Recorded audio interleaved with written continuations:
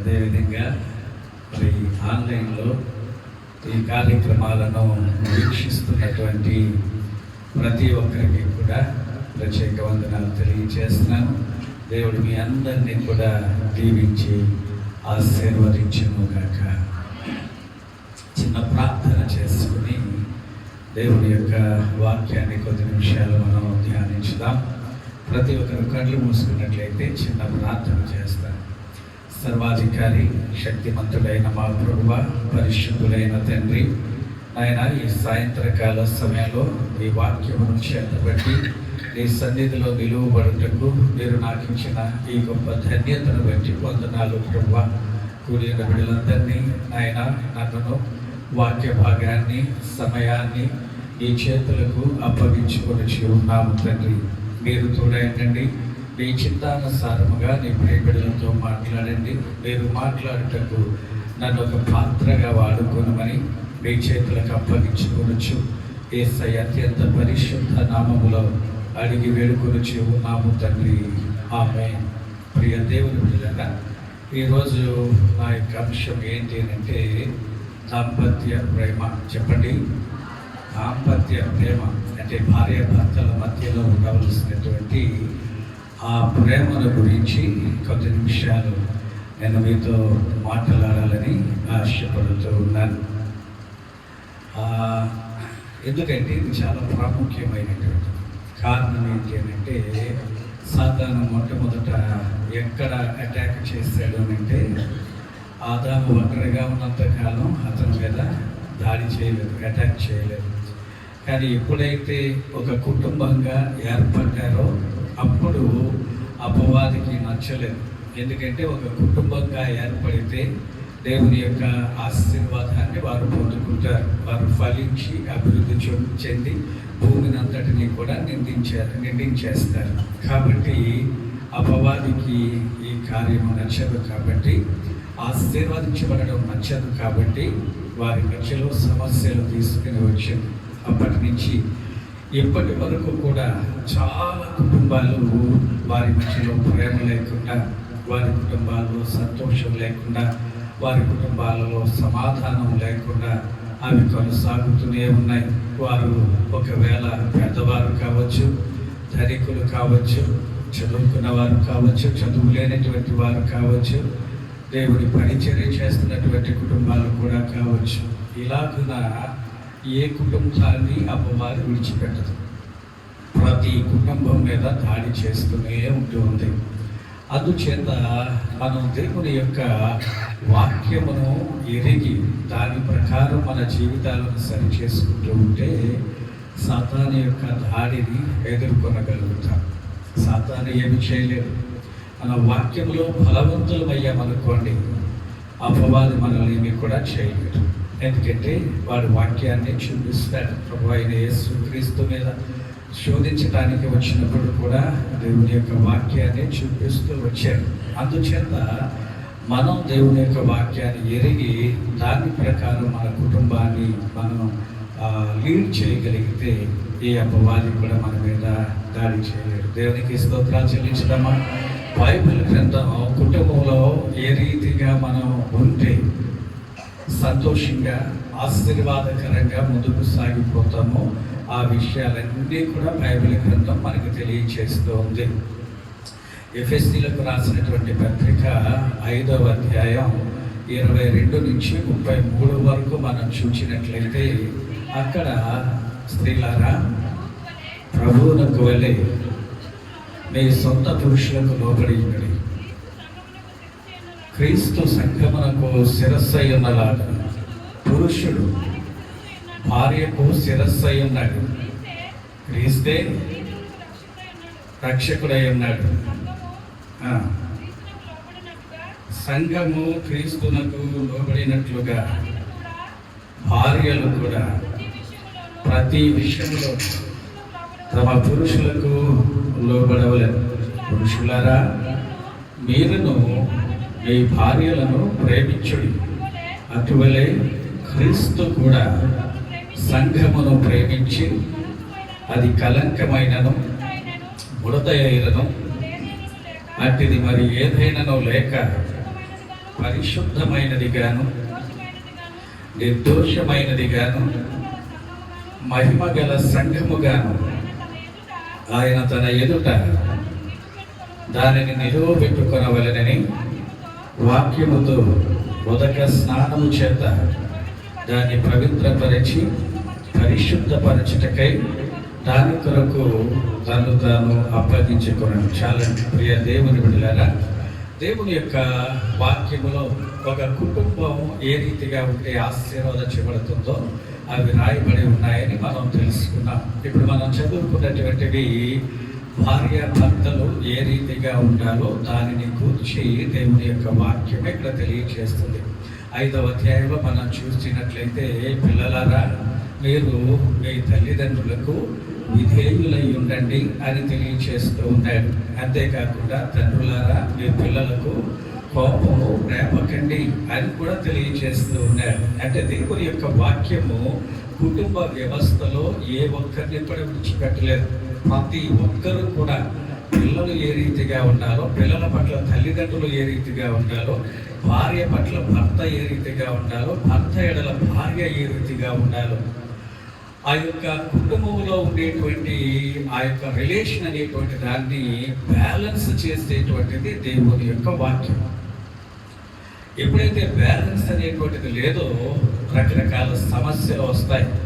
కాబట్టి దేవుని యొక్క వాక్యాన్ని జాగ్రత్తగా ధ్యానిస్తూ దేవుని యొక్క వాక్యానుసారంగా మన కుటుంబాన్ని మనం లీడ్ చేయగలిగితే ఏ సమస్యలు రావు, ఆశీర్వాదాలు మన వెంటే ఉంటాయి, సంతోషం మన వెంటే ఉంటుంది, సమాధానం మన వెంటే ఉంటుంది. ఈ పత్రికలో మనం చూస్తున్నప్పుడు అపోస్తలుడైనటువంటి పౌలు గారు తెలియజేస్తున్నటువంటి ఈ మాటలో మొదటగా నేను భర్తలను గూర్చి తెలియజేస్తాను. భర్తలు ఏ రీతిగా ఉండాలి అనేటువంటి ఆ యొక్క విషయాన్ని గురించి నేను తెలియజేస్తాను. సమయం ఉంటే భార్యలు ఏ రీతిగా ఉండాలి అనేటువంటి దాని గురించి తెలియచేయాలని ఆశపడుతూ ఉన్నాను. మనం చదువుకున్న ఈ పత్రికలో భర్తలను గురించి, పురుషులారా మీ భార్యలను ప్రేమించండి అని తెలియచేయబడుతుంది. స్త్రీలను గురించి ఏమని తెలియచేయబడుతుందంటే, స్త్రీలారా మీ భర్తలకు లోబడి ఉండండి అని తెలియజేస్తుంది. అంటే దీని యొక్క అర్థం ఏంటంటే, భర్తలేమో ప్రేమించాలి, భార్యలేమో అంతేనా చేయవలసినటువంటిది? భార్యలు ప్రేమించిన అవసరం లేదా? భర్తలు కేవలం మేము ప్రేమిస్తాం అంతే అని అనుకుంటే సరిపోతుందా? కొన్ని కుటుంబాలు ఎలా ఉంటాయంటే, పాస్టర్ గారు మీరు చెప్పారు కదండి, భర్త అనేటువంటి వాడు ఏం చేయాలన్నారు? ప్రేమించాలి అన్నారు. భార్య ఏం చేయాలన్నారు? లోబడి ఉండాలి అన్నారు. ఆవిడ లోబడటం లేదండి, నేను అందుకే ప్రేమించడం లేదండి. ఆయన నన్ను ప్రేమించడం లేదండి, అందుకే నేను లోబడడం లేదండి. ఈ విషయాన్ని జాగ్రత్తగా ఆలోచన చేస్తే, ఆయన ప్రేమిస్తేనే నీవు లోబడి ఉన్నాడా దేవుడు? లేదు కదా. ఏమన్నాడు? నీకంటూ ఒక రూల్ పెట్టాడు, ఈ రూల్ నువ్వు తప్పనిసరిగా పాటించాలి అంతే. అలాగే భర్త కూడా ఆమె విధేయురాలు అయితేనే ప్రేమించు అని దేవుడు చెప్పాడనంటే, నన్ను అటువంటిది ఏం చెప్పలేదండి. నీ భార్యను నీవు ప్రేమించు అన్నాడు. అంచేత నీ బాధ్యత ఏంటి అంటే, నీ భార్యను ప్రేమించవలసినటువంటి బాధ్యత.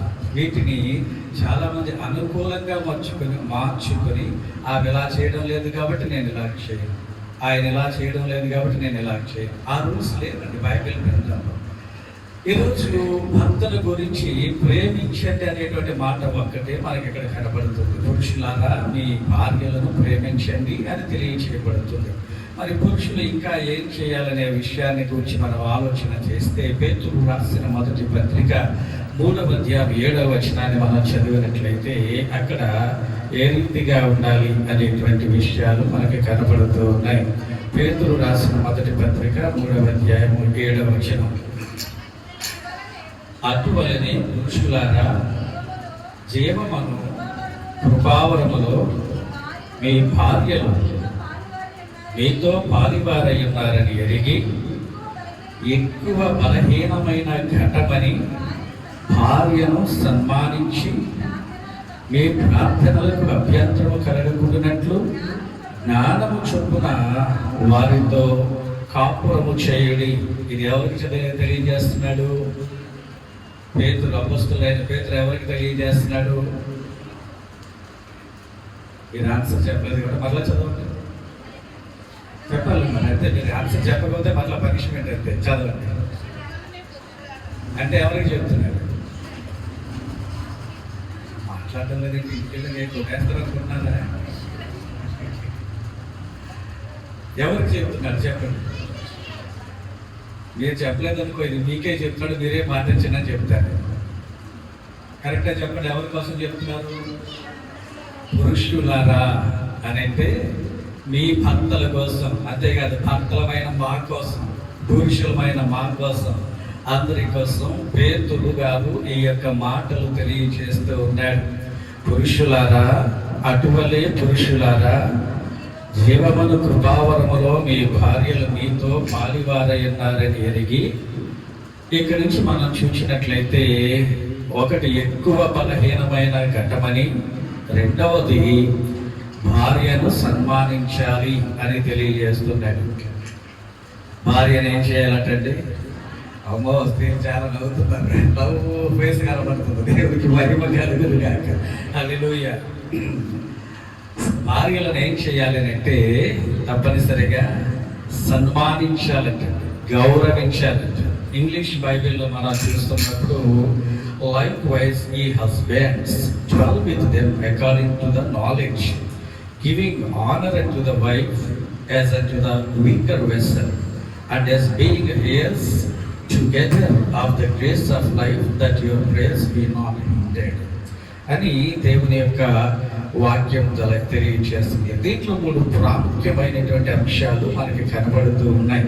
ఏంటి అంటే, first one is dwell with them according to knowledge. జ్ఞానపూర్వకంగా వారితో కలిసి మీరు ఉండండి, లేదా వారితో కలిసి కాపురము చేయండి అనేటువంటి మాట తెలియజేయబడుతూ ఉంది. మన జ్ఞానమును ఎరిగి వారితో మీరు కాపురము చేయండి. భర్తలు తెలుసుకోవలసినటువంటి విషయం, పురుషులు గ్రహించవలసినటువంటి విషయం. నేను చెప్పేటువంటిది కాదు, ఇది ఎవరు తెలియజేస్తున్నారు అంటే బైబిల్ గ్రంథంలో అపొస్తలుడైనటువంటి పేతురు గారు తెలియజేస్తున్నటువంటి మాటలు. జ్ఞానమును ఎరిగి ఈ భార్యలతో మీరు కాపురము చేయండి అనేటువంటి మాట అక్కడ తెలియజేస్తూ ఉన్నాడు. డ్వెల్ విత్ దెమ్ అనేటువంటి మాట ఏంటి అంటే, మీ భార్యలతో మీరు కలిసి ఉండాలి. అయితే జ్ఞానము ఎరిగి అనేటువంటి మాటకు అర్థం ఏంటి అంటే, వారిని నీవు తప్పనిసరిగా అర్థం చేసుకోవాలి. ఏం అర్థం చేసుకోవాలి? నీకు లోక జ్ఞానము 100% ఉంటే అది కాదు కావలసినటువంటిది. నీ భార్యను కూర్చున్నటువంటి జ్ఞానము నీకు తప్పనిసరిగా ఉండాలి. నీ భార్యను కూర్చున్న జ్ఞానం నీకు తప్పనిసరిగా ఎందుకు ఉండాలి అంటే, భార్య ఎవరు?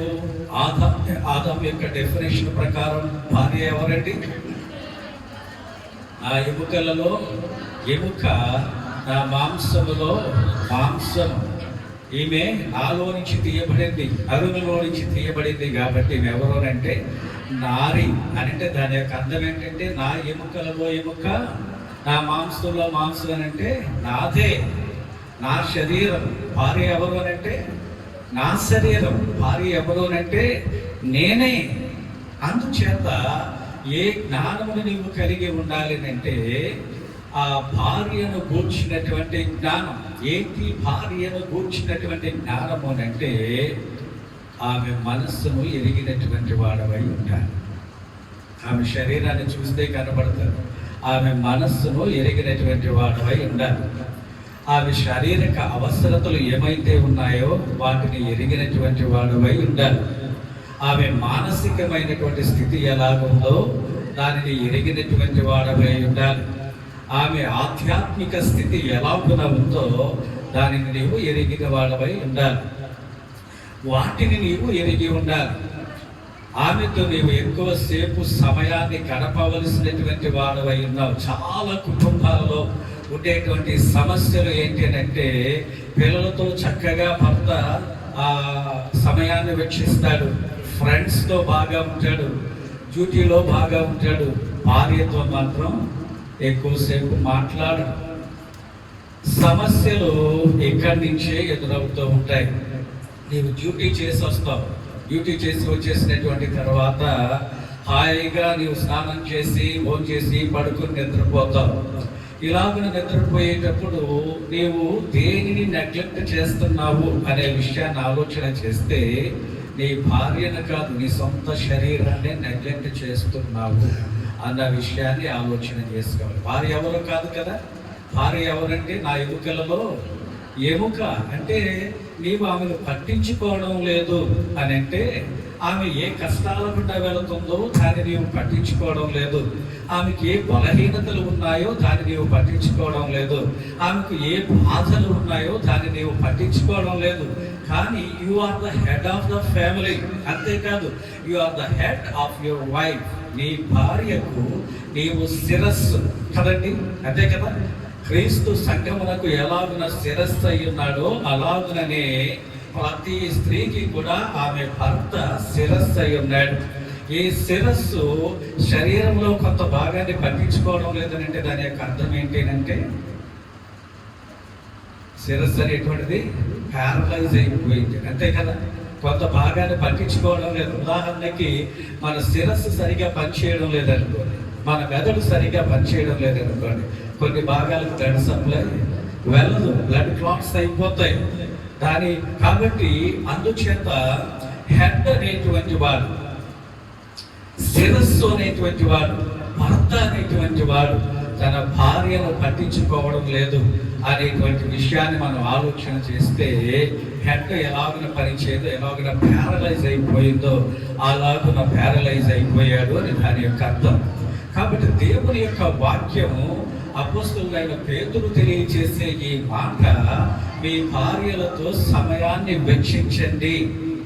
12 with them according to knowledge. జ్ఞానమును ఎరిగి మీ భార్యలతో మీరు సహవాసం చేయండి, లేకపోతే కాపురము చేయండి అనేటువంటి మాటలు తెలియజేస్తున్నారు. ఇలాగ తెలియజేసేటప్పుడు తప్పనిసరిగా ఆమె ఏ విధమైన కష్టాల గుండా వెళ్తుందో, కష్టాల గుండా ఎందుకు వెళ్తుందండి అనేటువంటి ఆలోచన చాలా మంది పురుషులకు రావచ్చు.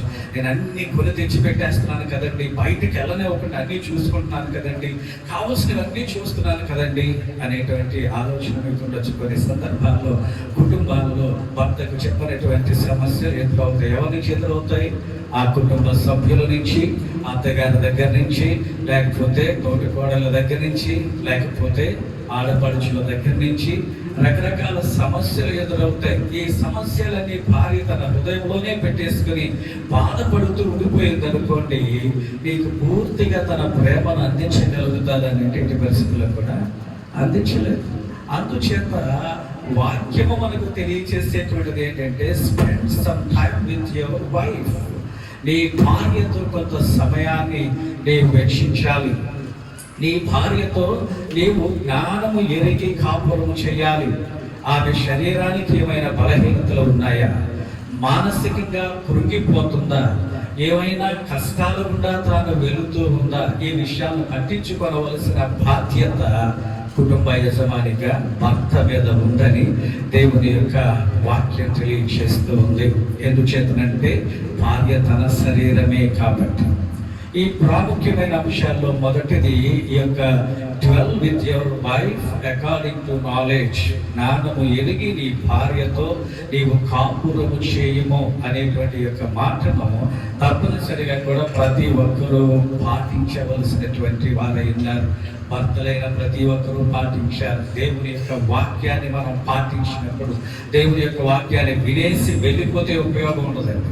దేవుని యొక్క వాక్యాన్ని విని నా భార్య అంటే నా శరీరం ఏం కష్టాలు పడుతుందో, నా భార్య నా యొక్క శరీరం ఏ మానసికమైనటువంటి స్థితి గుండా వెళ్తూ ఉందో, నా భార్య ఆధ్యాత్మిక పరమైనటువంటి లేదా ఆత్మపరమైనటువంటి సమస్యలు ఏమైనా తనలో ఉన్నాయేమో తన కొరకు నేను కొంత సమయాన్ని వెచ్చించాను. మన దేశంలో భార్య కోసం సమయాన్ని వెచ్చించరు, కానీ వెస్టర్న్ కంట్రీస్లో తప్పనిసరిగా భార్య కోసం కొంత సమయాన్ని వెచ్చిస్తారు. దాన్ని వారు డేట్ నైట్ అంటారు. డేట్ నైట్ అని అంటే వారు రాత్రి సమయాల్లో ఖాళీగా ఉన్నప్పుడు భార్య భర్త ఇద్దరే కలిసి ఒక దూర ప్రాంతానికి వెళ్ళిపోయి, ఒక ఏకాంత ప్రాంతానికి వెళ్ళిపోయి వాళ్ళు అక్కడ కూర్చుని మాట్లాడుకుంటారు. ఏంటి, ఎలాగున్నావు, నీ పరిస్థితి ఎలాగుంది, నీకు ఆరోగ్యం. ఎందుకంటే పిల్లల ముందు కొన్ని చెప్పుకోలేరు, అత్తగారి ముందు కొన్ని చెప్పుకోలేరు, లేకపోతే కుటుంబ సభ్యుల ముందు కొన్ని చెప్పుకోలేరు. వారి హృదయాన్ని భర్త ఎరిగినప్పుడే అప్పుడు మాత్రమే వారి కుటుంబం సాఫీగా సంతోషంగా వెళ్ళిపోతూ ఉంది. అందుచేత వాళ్ళ డేట్ నైట్ అనేటువంటి దాన్ని ఏర్పాటు చేసుకుని భార్య భర్తలు సింగిల్గా వారు వెళ్ళి ఒక చోట కూర్చుని ఏ కష్టాలు ఉన్నాయో, ఏ సమస్యలు ఉన్నాయో వాటన్నిటినీ కూడా వారు తెలుసుకుంటారు. కాబట్టి ప్రియ దేవుని బిడ్డలారా, భారతదేశంలో ఉండేటువంటి కొన్ని కుటుంబాలు చేసేటువంటిది ఏంటి అంటే భార్యను గురించి మాత్రమే, భార్య శరీరాన్ని గురించి మాత్రమే ఆలోచన చేస్తారు, కానీ వారి యొక్క ఆధ్యాత్మిక స్థితి, మానసిక స్థితి ఏ విధంగా ఉందో దాన్ని పట్టించుకోరు. ఎప్పుడైతే దాన్ని పట్టించుకుంటామో నీ భార్య ఏమనుకుంటుంది అంటే, నా భర్త నా కోసం ఎంత కేర్ తీసుకుంటున్నాడు, నేనేం చేశానో తెలుసా, నా తల్లిదండ్రులందరినీ విడిచి వచ్చేసేటప్పుడు అనుకున్నాను నేను ఎక్కడో జైల్లో పడిపోతానని అనుకున్నాను. ఎందుకంటే వాళ్ళు నా వాళ్ళు కాదు కదా, చిన్నప్పటి నుంచి నేను ఎదిగినటువంటి కుటుంబం కాదు కదా, నా తల్లిదండ్రులు కాదు కదా, నా సొంత వాళ్ళు కాదు కదా. ఒక కుటుంబంలోనికి నేను వెళ్తున్నాను, ఒక కొత్త కుటుంబంలోనికి వెళ్ళి అక్కడ ఉంటున్నాను. అందుచేత కష్టాలకు నేను ముందుకు వెళ్ళిపోతున్నాను అని అనుకుని వచ్చినటువంటి భార్య ఎప్పుడైతే ఈ రీతిగా భర్త ప్రతి విషయాన్ని తెలుసుకొని వెలుగుతూ ఉంటాడో అప్పుడు ఆమె తన భర్తను కూడా అర్థం చేసుకోవడానికి అవకాశం ఉంటుంది. నా భర్త నాకు దేవుళ్ళు లాంటి వాడు, నా భర్త నా కష్టంలో నన్ను విడిచిపెట్టేటువంటి వాడు కాదు, నా భర్త ప్రతి విషయంలో నాకు తోడుగా ఉంటాడు, కాబట్టి నాకు నా భర్త ఉంటే చాలు, ఏం అవసరం లేదు అని అనుకుంటారు. ఎప్పుడైతే భార్య ఈ విధమైనటువంటి ఆలోచన కలిగి ఉంటుందో అప్పుడు వారి కుటుంబంలో సమస్యలు రావు. భార్యకు తన భర్త మీద నమ్మకం కలగకపోతే, భార్య మీద తన భర్తకు నన్ను సరిగ్గా చూసుకుంటాడనేటువంటి అష్యూరెన్స్ లేకపోతే అప్పుడు తప్పనిసరిగా ఆ కుటుంబములు సమస్యల గుండా వెళ్తాయి. కాబట్టి దేవుని యొక్క వాక్యం జ్ఞానమును ఎరిగి మీరు వారితో కాపురము చేయండి అని చెప్పి భర్తలను హెచ్చరిస్తూ ఉంది, పురుషులైనటువంటి వారిని హెచ్చరిస్తూ ఉంది. కాబట్టి ప్రతి భర్త కూడా ఇలాగున జ్ఞానమును ఎరిగి, భార్య అంటే బానిస కాదు, అవునా కాదండి? భార్య అంటే బానిస కాదు. భార్య అంటే ఎవరు? సాటి అయిన సహాయము. నువ్వు కొన్ని చేసుకోలేవు, నీకు సాటి అయినటువంటి సహాయము ఆవిడ తప్ప మరి ఎవరు కాదు. భార్య భర్తల మధ్యలో ఉండేటువంటి రిలేషన్ అనేటువంటిది మరి ఏ ఇద్దరి మధ్యలోనూ ఉండదు. అన్నదమ్ముల మధ్యలో ఉండే రిలేషన్ వేరు, తల్లి కొడుకుల మధ్యలో ఉండే రిలేషన్ వేరు. ఈ రిలేషన్లు అన్నిటికంటే క్లోజ్ రిలేషన్ ఏంటి అంటే భార్య భర్తల మధ్యలో ఉండేటువంటి రిలేషన్. అందుచేత ఈ రిలేషన్ని చాలా జాగ్రత్తగా కాపాడుకోండి. మీరు ఈ రిలేషన్ మీరు జాగ్రత్తగా కాపాడుకుంటే దాని వెనక ఆశీర్వాదం ఉంది అని దేవుని యొక్క వాక్యం తెలియచేస్తూ ఉంది. దానినే పేతురు గారు మనకు తెలియచేస్తూ ఉన్నాడు. కాబట్టి భర్తలు చేయవలసినటువంటి దాంట్లో మొదటిది ఏంటి అంటే, dwell with your wives according to knowledge. జ్ఞానమును ఎరిగి మీ భార్యలతో మీరు కాపురము చేయండి. రెండవది ఏంటి అంటే, ఆమె బలహీనమైన ఘటమని భార్యను సన్మానించండి అని తెలియజేస్తున్నాడు. భార్యను ఎందుకు సన్మానించాలి అంటే, ఆమె బలహీనమైనటువంటి ఘటం. ఘటం అంటే తెలుసు కదా మీకు? ఘటం అంటే ఏంటండి? చెప్పమ్మా. కుండ. ఘటం అని అంటే కుండ. కుండలు చాలా కుండలు పగిలిపోతుంటాయి కదండి. ఎందుకంటే అవి చాలా బలహీనంగా ఉంటాయి కాబట్టి చాలా త్వరగా పగిలిపోతూ ఉంటాయి, చిన్న దెబ్బ తగిలితే పగిలిపోతూ ఉంటాయి. వాటిని చాలా కేర్ఫుల్గా మనం ఉంచుకోవాలి. కాబట్టి పేతురు గారు ఏమని తెలియజేస్తాడంటే, నీ భార్య ఒక బలహీనమైనటువంటి ఘట్టం. ఏ విధంగా బలహీనమైనటువంటి ఘట్టము అని అంటే, శారీరకంగా బలహీనమైనటువంటి ఘట్టమే. నువ్వు భర్త ఉన్నంత స్ట్రాంగ్గా భార్య ఉంటుందనంటే ఉండదండి, స్ట్రాంగ్గా ఉండదు. ఎందుకంటే ఆ దేవుడు వారికి ఏర్పాటు చేసిన మజిల్స్ వేరు.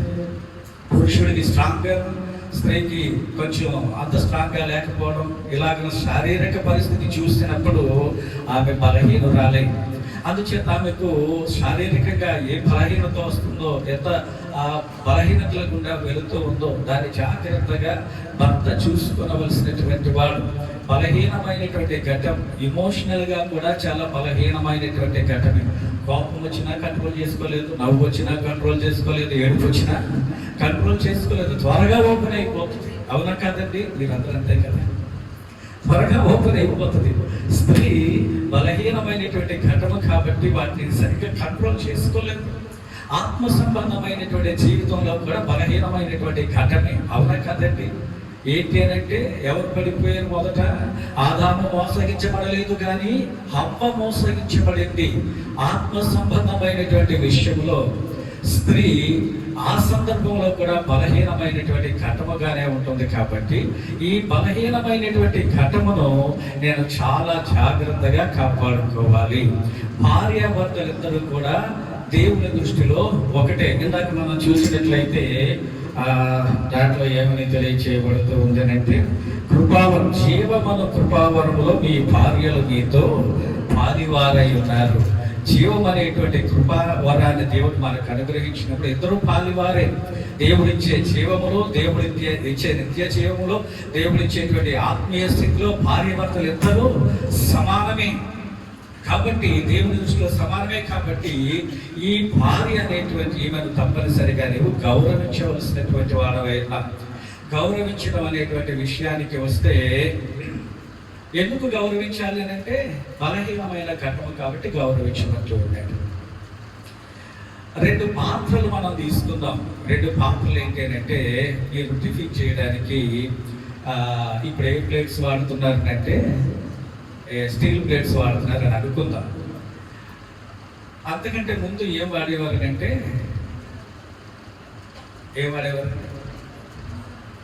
మట్టివి, తర్వాత పింగాణివి వాడేవారు. పింగాణి ప్లేటు, స్టీల్ ప్లేటు 2 ఒకటే కదండి. దేనికి ఉపయోగపడతాయి 2 అని అంటే, 2 ఒకే పర్పస్కి ఉపయోగపడతాయి. అలాగే కుటుంబంలో భార్య భర్తలు ఆ కుటుంబాన్ని ముందుకు నడిపించడానికి ఎందరో సమానమే. దీంట్లో ఈ స్టీల్ ప్లేట్ అనేటువంటి కింద పడితే ఏమవుతుంది? ఏం కాదు, సొంట పడుతుంది అంతే. పింగాణి ప్లేట్ ఏమవుతుంది? కింద పడితే పగిలిపోతుంది. కానీ పింగాణి కాస్ట్ ఎక్కువ, స్టీల్ కాస్ట్ ఎక్కువ. అంటే అంచేత విలువైనటువంటిది అల్పమైనటువంటి ఘటన. కాబట్టి ఆ విలువైనటువంటిది, అది అల్పమైనటువంటిది ఏమన్నాడు? బలహీనమైనటువంటి ఘటన. బలహీనమైనటువంటిది కానీ విలువైనటువంటిది అనేటువంటి విషయాన్ని పురుషుడు తప్పనిసరిగా ఆలోచన చేయాలి. తన భార్య విషయంలో భార్య బలహీనమైనటువంటిది కానీ విలువైనటువంటిది కాదా అనే విషయాన్ని తెలియజేస్తే, భార్య అంటే ఎవరైనా మనం చెప్పుకుంటున్నామని అంటే, నా శరీరంలో భాగం. నీ శరీరం విలువైనటువంటిది అయితే నీ భార్య విలువైనటువంటిది అని నీవు ఎంచుతావు. కాబట్టి ప్రియ దేవుని బిడ్డలారా, భార్య బలహీనమైనటువంటి ఘట్టము కానీ విలువైనటువంటి ఘట్టము. ఆ విషయాన్ని భర్త గుర్తించాలి. ఎంత విలువైనటువంటిది భార్య? ఎంత విలువైనటువంటి భార్య? నువ్వెంతో ఆవిడెంతే. ఎందుకంటే నీలో భాగమే కదా, నీలో భాగం. నువ్వెంతో ఆవిడ కూడా అంత విలువైనటువంటి. నీ దృష్టిలో ఆవిడ నీ అంత విలువైనటువంటిది. నీకు భార్య కాబట్టి నీ దృష్టిలో నీకు అంత విలువైనటువంటిది. అందుచేత ఆమె విలువైనటువంటి ఘటం. సామెతల గ్రంథం 18వ అధ్యాయం 22వ వచనాన్ని మనం చూస్తూ ఉన్నట్లయితే అక్కడ ఒక మాట తెలియచేయబడుతుంది. ఒకసారి చూద్దామండి. సామెతల గ్రంథం 18:22. భార్య దొరికిన వానికి తేలు దొరికిన, భార్య దొరికిన వారికి మేలు దొరికింది. తర్వాత చదవండి ఇంకా. అట్టివాడు యెహోవా వలన అనుగ్రహము పొందినటువంటి వాడు. భార్యలు అనేవాళ్ళు చెప్పలు కొడితే బాగుంటుందేమో కదా, మీరు మీకోసం చెప్తున్నాడు దేవుడు అక్కడ. భార్య దొరికిన వానికి మేలు దొరికిందంట. అంతేకాకుండా అట్టివాడు ఎవరి అనుగ్రహాన్ని పొందాడటండి? దేవుని యొక్క అనుగ్రహమును పొందాడు అని తెలియచేయబడుతుంది. భార్య దొరికింది అని అంటే దేవుడు నీకు ఒక గిఫ్ట్ ఇచ్చాడు, నిన్ను కరుణించాడు, నీ మీద ప్రేమను కలిగి ఉన్నాడు దేవుడు. అందుచేత నీకు ఏమిచ్చాడు అంటే ఆయనకి ఇష్టమైనటువంటి ఒక గిఫ్ట్ను దేవుడు నీకు ఇచ్చాడు. గిఫ్ట్ నీకు ఇచ్చినప్పుడు దాన్ని ఎలా తీసుకుంటారు? కేర్లెస్గా తీసుకుంటారు. గిఫ్ట్ ఎవరైనా ఇచ్చారు అనుకోండి, మీకు ఒక మినిస్టర్ గారు నీకు ఏదో గిఫ్ట్ ఇచ్చాడు అనుకోండి, ఏం చేస్తావు? నాకు ఎందుకని పడేస్తావా? లేదు కదా, ఏం చేస్తావు? ఆ గిఫ్ట్ నువ్వు చాలా కేర్ఫుల్గా చూస్తావు. ఎందుచేత? ఒకవేళ మినిస్టర్ గారు మన ఇంటికి వచ్చాడు అనుకోండి, ఈ గిఫ్ట్కి ఇంత పగులు ఉందనుకోండి, ఎలా ఫీల్ అవుతాడు మినిస్టర్ గారు? నేను ఇచ్చినటువంటి గిఫ్ట్ అంటే నీకు చాలా చురుకున అన్నమాట అని అనుకున్నాడు. అటువంటిది భార్య అంటే ఎవరంటండి? దేవుడు ఇచ్చినటువంటి గిఫ్ట్, దేవుడు ఇచ్చినటువంటి బహుమానం. నా భార్యకి లేదు కాబట్టి ఇవన్నీ చెప్పేస్తాను. లేదంటే ఇంటికి వెళ్ళిన తర్వాత దేవుడు ఇచ్చిన బహుమానాన్ని కదండి నేను. దేవుడు ఇచ్చినటువంటి బహుమానం భార్య అంటే. కాబట్టి ప్రియ దేవుని బిడ్డలారా, ఒక బహుమానాన్ని, ఒక గిఫ్ట్ను మనం ఎంత కేర్ఫుల్గా, ఎంత జాగ్రత్తగా, ఎంత ప్రేమించేదాన్ని జాగ్రత్తగా కాపాడుకుంటామో, భార్యను అంత జాగ్రత్తగా మనం చూసుకోవలసిన బాధ్యత దేవుడు మనకు అప్పగించాడు. అది దేవుని యొక్క వాక్యము మనకి తెలియజేస్తుంది. భార్యతో సమయాన్ని గడపాలి. రెండవది, భార్యను గౌరవించాలి కదండి. భార్యను గౌరవించాలి. ఎందుచేత బలహీనమైనటువంటి ఘటమని మనము ఆమెను గౌరవించాలి. అలా చేయకపోతే ఏం జరుగుతుందో తెలుసా? భార్యను అర్థం చేసుకొని, భార్యతో సమయాన్ని వెచ్చించి, భార్య యొక్క కష్టాలు, బాధలు అన్నీ తెలుసుకుంటూ, ఆమె బలహీనమైన ఘట్టమని ఎరిగి ఆమెను గౌరవించకుండా ఉన్నావు అనుకోండి, నేను పురుషుణ్ణి కదా, నేను హెడ్ కదా, ఈమె నా బాధ్యత అనుకుని నీ ఇష్టం వచ్చినట్టు చేస్తావు అనుకోండి, ఏమవుతుందో తెలుసు? అదే వాక్యాన్ని చదవండి ఒకసారి. పేతురు రాసిన మొదటి పత్రిక 3వ అధ్యాయం 7వ వచనం. త్వరగా చదవండి, టైం అయిపోయింది. నేను చాలా విషయాలు చెప్దాం అనుకున్నాను, అయిపోతుంది. ఇంకా చదివాను.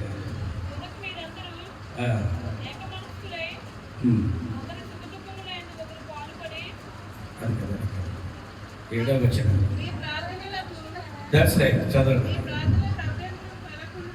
మీ ప్రార్థనలకు అభ్యంతరములు కలగకుండానట్లు జ్ఞానము చొప్పున వారితో కాపురం చేయండి. ఈ వాక్యంలో ఉన్నటువంటి సారాంశం ఏంటి అని అంటే, 12 with your wife according to knowledge. జ్ఞానము ఎరిగి నీ భార్యతో కాపురం చెయ్యి. తర్వాత ఆమె బలహీనమైన ఘటమని ఎంచి ఆమెను గౌరవించు. ఎందుచేత గౌరవించాలి? ఎందుచేత ఇలాగున చెయ్యాలి అంటే, మీ ప్రార్థనలకు అంటే దాని అర్థం ఏంటంటే చెప్పండి. భర్త ఎంత భక్తి పరుడైనప్పటికీ కూడా, ఎంత ప్రార్థనాపరుడైనప్పటికీ కూడా, తన భార్య విషయములో దేవుని వాక్యానుసారముగా ఆమెతో కాపురము చేయకుండా, దేవుని వాక్యానుసారముగా ఆమె బలహీనమైనటువంటి ఘటమని ఎరిగి ఆమెను గౌరవించకుండా ఉండి ప్రార్థన చేసేస్తూ ఉంటే, it will not be accepted by God. ఆ ప్రార్థన దేవుడు అంగీకరించడు అని తెలియజేస్తున్నాడు. పురుషులారా, మీ ప్రార్థనలు దేవుడు అంగీకరిస్తున్నాడో లేదో ఒకసారి ఆలోచన చేసుకోండి. మీ భార్యలతో గొడవపడి, మీ భార్యలతో సమాధానం లేకుండా, మీ భార్యలను పట్టించుకోకుండా, మీ భార్యలను అవమానపరుస్తూ, ఆమె బలహీనమైన ఘట్టమని గౌరవించాలనంటే అవమానపరచాలనా? కాదు కదా. ఆమెను అవమానపరచకూడదు. పిల్లల ఎదురుగా భార్యను ఎప్పుడు కూడా అవమానపరచకూడదు. అదేవిధంగా భార్య కూడా భర్తను పిల్లల ఎదురు ఎప్పుడు కూడా అవమానపరచకూడదు. ఎందుకంటే భార్య భర్త ఏక్వాలు, పిల్లలు మీకంటే చిన్నవాళ్ళు కాబట్టి పిల్లల ఎదురుగా భార్యను భర్త తోలనాడకూడదు. అదేవిధంగా భర్తను భార్య పిల్లల ఎదురుగా కించపరిచేటువంటి మాటలు మాట్లాడకూడదు. గౌరవించాలి, భార్య కూడా గౌరవించాలనేటువంటి విషయాలు ఉన్నాయి, కానీ టైం సరిపోదు కాబట్టి కొన్ని విషయాలు మాత్రమే నేను ఇక్కడ తెలియజేస్తూ ఉన్నాను. భార్యను ప్రేమించకపోతే, భార్యను గౌరవించకపోతే, దేవుని వాక్యానుసారంగా ఆ భార్యను గౌరవించకపోతే దేవుడు వాళ్ళ ప్రార్థన వినడని దేవుని యొక్క వాక్యం తెలియజేస్తూ ఉంది. కాబట్టి మన ప్రార్థన దేవునికి అంగీకారం అవ్వాలి అంటే తప్పనిసరిగా భార్యను దేవుని చిత్తానుసారంగా గౌరవించాలి. దేవుని చిత్తానుసారంగా ఆమె కష్ట సుఖాలన్నీ ఎరిగి ఆమెతో కాపురం చేయాలి. మలాకీ గ్రంథం 3వ అధ్యాయం 8వ వచనాన్ని ఒకసారి మనం చూసినట్లయితే అదే అనుకుంటున్నాను. ఒక్కసారి చదవండి. మలాకీ 3:8.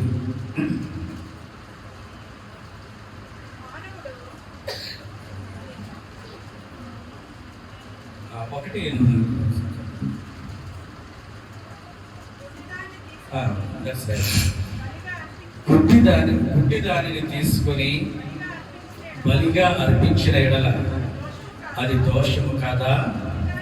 గుడ్డిదానినైనను రోగము గల దానినైనను అర్పించిన ఎడల అది దోషము కాదా? అట్టి వాటిని నీ అధికారికి నీవిచ్చిన ఎడల అతడు నీకు దయచూపున నిన్ను అంగీకరించిన అని సైన్యములకు అధిపతియగు యెహోవా అడుగుచున్నాడు. దేవునికి అర్పించేటువంటి అర్పణ, దేవునికి అర్పించేటువంటి అర్పణను కూర్చి ఇక్కడ ఆయన ఏమని తెలియజేస్తూ ఉన్నాడనంటే, గుడ్డిదాన్ని కానీ లేకపోతే దోషము కలిగిన గుడ్డిదాన్ని కానీ కుంటిదాన్ని కానీ రోగము కలిగినటువంటి దానిని కానీ దేవునికి నీవు అర్పించినట్లయితే అది దోషము కాదా? నీవు చేసేటువంటి తప్పు కాదా? అది దేవుడు అంగీకరిస్తాడా అని దేవుని యొక్క వాక్యం తెలియజేస్తుంది. పాత నిబంధన గ్రంథంలో దేవునికి అర్పించేటువంటివి ఈ గొర్రెలు కోడెలు వీటన్నిటిని అర్పిస్తూ ఉండేటువంటి వారు. క్రొత్త నిబంధన గ్రంథంలో నీవు దేవునికి అర్పించేటువంటిది ఏంటి అంటే నీ హృదయాన్ని అర్పిస్తావు. అవునా కదండి? నీ హృదయాన్ని అర్పించేటప్పుడు నీ హృదయంలో గాయాన్ని పెట్టుకుంటే అది రోగముతో కూడినటువంటిది కాదా? ఏ విధమైన గాయం? నీకు నీ భార్యకు సమాధానం లేదు, నీకు నీ భార్యకు గొడవలు, నీ హృదయంలో ఈ సమస్యలన్నీ దాగి ఉన్నాయి. నీ హృదయం ఎలా ఉండాలి? నీ హృదయంలో మీ దేహము పరిశుద్ధాత్మకు నిలయమని మీరు ఎరుగరా? నీ పరిశుద్ధాత్మకు నీ దేహం నిలయముగా ఉండాలి అంటే ఎలా ఉండాలి? నీ హృదయం ఆరోగ్యవంతంగా ఉండాలా, లేకపోతే జబ్బు పడినటువంటి హృదయంగా ఉండాలి? కాబట్టి నీ హృదయం జబ్బు పడినటువంటి హృదయముగా కాకుండా ఆరోగ్యవంతమైనటువంటి హృదయం నీకు ఉండాలి అంటే నీ హృదయంలో ఉన్నటువంటి ప్రతి దోషాన్ని తొలగించుకోవాలి. ప్రతి దోషాన్ని తొలగించుకోవాలంటే నీ హృదయంలో గాయపడినటువంటి ఆ స్థితిని బయటకు తీసేసుకోవాలి. ఎందుకు గాయపడుతూ ఉంది అంటే కుటుంబ వ్యవస్థలో భార్య భర్తల మధ్యలో సఖ్యత లేకపోవడం వల్ల హృదయంలో నెమ్మది ఉంటుందా? హృదయంలో సంతోషం ఉంటుందా? హృదయం ఏమైనా ఆ స్వేచ్ఛగా ఉంటుందా?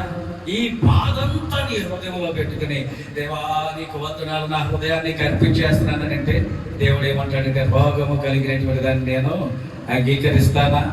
ఒకవేళ నీ అధికారికి నీవు దాన్ని అర్పిస్తే అతను అంగీకరిస్తాడా? కాబట్టి ఎందుకు నాకు ఇలాంటి వాటిని నీవు అర్పణ ఇస్తున్నావు అని చెప్పి దేవుడు నిన్ను అడుగుతాడు. కాబట్టి భర్త ఎంత ప్రార్థన చేసినప్పటికీ కూడా అతని హృదయంలో సమాధానం లేనటువంటి స్థితి ఉన్నట్లయితే, అతని హృదయంలో భార్య మీద కోపం కానీ భార్య మీద ద్వేషం కానీ ఇటువంటి ఏమైనా పెట్టుకుని ఉండి అతడు ప్రార్థన చేస్తే ఆ ప్రార్థన దేవునికి అంగీకారము కానీ కాదు. కాబట్టి కుటుంబ వ్యవస్థలో భర్త అనేటువంటి వాడిని దేవుడు హెడ్గా ఏర్పాటు చేస్తాడు. హెడ్ అనేటువంటిది ప్రతిదాన్ని జాగ్రత్తగా చూసుకుంటారు. ఈ హెడ్ అనేటువంటిది చేతిని కంట్రోల్ చేస్తుంది, కాళ్ళని కంట్రోల్ చేస్తుంది, ప్రతి అవయవానికి కంట్రోల్ చేస్తుంది. ప్రతి అవయవానికి కావలసినటువంటి వాటన్నిటిని కూడా హార్మోన్స్ కానీ ఎంజైమ్స్ కానివ్వండి వాటన్నిటిని కూడా ఎప్పుడు కావాలో అప్పుడు రిలీజ్ చేస్తూ ఉంటుంది. కాబట్టి హెడ్ అనేటువంటిది సరిగ్గా లేకపోతే ఆ శరీరం సరిగ్గా ఉండదు. అలాగనే హెడ్ అనేటువంటి భర్త కరెక్ట్గా ఉంటే, సరిగా ఉంటే ఆ కుటుంబం అంతా కూడా సంతోషంగా ఉంటుంది. కాబట్టి భర్త దేవుడు ఇచ్చినటువంటి ఆధిక్యతను నిలబెట్టుకోవాలి.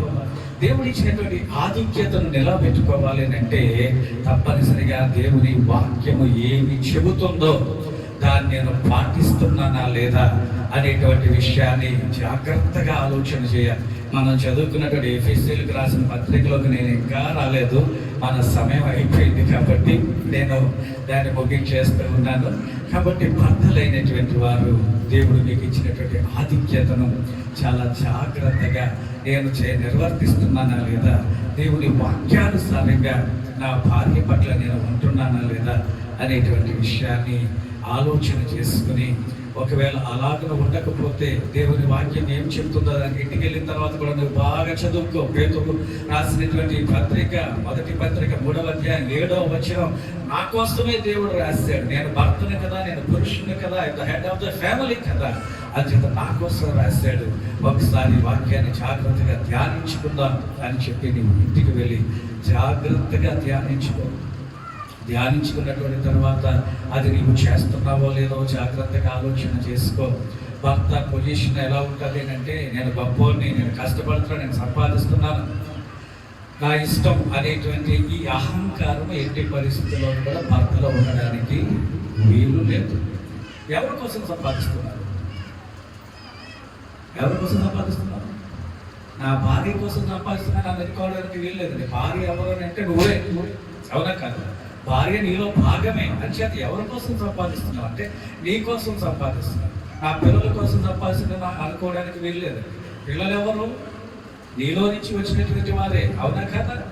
వాళ్ళు రేపు పొద్దుట నీ పేరు నిలబెట్టేటువంటి వారే, నీ వంశవృక్షాన్ని కొనసాగించేటువంటి వారే. నీ వంశవృక్షాన్ని ఇవ్వడానికే నీ భార్య వచ్చింది, అవునా కదండి? భార్య లేకుండా నీ వంశవృక్షం ముందుకెళ్తుందా? నువ్వు ఒక్కడో ఏమైనా నీ వంశవృక్షాన్ని ముందుకు తీసుకురాగలుగుతాను? ఆలోచన చేయలేదు కదా. కాబట్టి భార్య అనేటువంటి ఆమె ఎందుకు వచ్చింది అంటే నీ వంశాన్ని అభివృద్ధి చేయడానికి, నీ జనరేషన్స్, నీ తర్వాత నీ జనరేషన్స్ భూమి మీదకి తీసుకురావడానికి, నీ రూపాన్ని భూమి మీదకి తీసుకురావడానికి, నీ పేరును భూమి మీద నిలబెట్టడానికి ఒక స్త్రీ నీకు భార్యగా వచ్చి, ఎక్కడి నుంచో వచ్చి నీ ఇంటిలో ఉండి నీ కోసం కష్టపడి, నీ పిల్లల కోసం కష్టపడి, నీ వంశాన్ని నిలబెట్టడానికి వచ్చినటువంటి వ్యక్తి భార్య. అందుచేత ఎవరి వంశాన్ని నిలబెడుతుందంటే తన వంశాన్ని కాదు, తన ఇంటి పేరు కూడా మారిపోతుంది, అవునా కదండి? భార్య భర్త దగ్గరికి వచ్చినటువంటి తర్వాత ఇంటి పేరు ఉంటుందనంటే మారిపోద్ది. తన ఇంటి పేరు వదిలేస్తుంది, తన తండ్రిని వదిలేస్తుంది, తల్లిని వదిలేస్తుంది, అందరినీ తన ఊరు కూడా వదిలేస్తుంది. ఊరు కూడా వదిలేసి చేసే పని ఏంటో తెలుసా? నీ కుటుంబాన్ని ముందుకు తీసుకెళ్తావు, అవునా కదండి? నీ కుటుంబం, నీ పిల్లలు వీళ్ళందరూ కూడా వీళ్ళందరికీ చాకరీ చేస్తూ, లేకపోతే వీళ్ళందరి విషయాలు జాగ్రత్తగా చూసుకుంటూ నీ రూపాన్ని భూమి మీదకి తీసుకుని రావడానికి ఒక పాత్రగా వాడబడుతుంది. వీరంతా గొప్ప దేవునికి స్తోత్రాలు చెల్లించుదామా? హల్లెలూయా. కాబట్టి భర్త అనేటువంటి వారు ఆలోచన చేయవలసింది, పురుషుడు అనేటువంటి వారు ఆలోచన చేయవలసినటువంటి భార్యను చులకనగా చూడకూడదు అని అపోస్తలుడు ప్రభాకర్ గారు చెప్పట్లేదు. ఎవరు చెప్తున్నారు? అపోస్తలుడు పేతురు గారు చెప్పారు. ఆ మాటలను నేను వివరిస్తూ ఉన్నాను. కాబట్టి ప్రియ దేవుని బిడ్డలారా, దేవుడు మీ కుటుంబాల్లో సంతోషాన్ని, సమాధానాన్ని తీసుకుని వచ్చి అనేక ఆశీర్వాదాలతో నింపాలి అంటే పురుషుడైనటువంటి వాడు తప్పనిసరిగా ఈ వాక్యాన్ని ధ్యానం చేసుకుని దాని ప్రకారం మీ యొక్క కుటుంబ జీవితాన్ని కొనసాగించండి. దేవుడి యొక్క ఆశీర్వాదాలు మీ మీద మెండుగా కృపరించబడగాక. చిన్న ప్రార్థన చేస్తాను. సర్వాధికారి శక్తిమంతుడైన మా ప్రభువా, పరిశుద్ధుడా, ఇదిగోనైనా ఈ మాటలు విన్నటువంటి బిడ్డలు తండ్రి వాక్యాన్ని ధ్యానించుకుంటూ ప్రభా ఆయన ఈ వాక్యానుసారంగా జీవిస్తూ వారి కుటుంబాన్ని సరి చేసుకుంటూ ఆయన వాక్యానుసారంగా చూసినప్పుడు ఏమైనా లోపాలు వారిలో ఉన్నాయేమో తండ్రి వాటన్నిటిని సరి చేసుకుంటూ తండ్రి నీకు ఆశీర్వాదాలు పొందుకునే కృపను అనుగ్రహించమని యేసు నామములో అడిగి వేడుకొని ఉన్నాము తండ్రి. ఆమేన్. దేవుడు మిమ్మల్ని దీవించును గాక.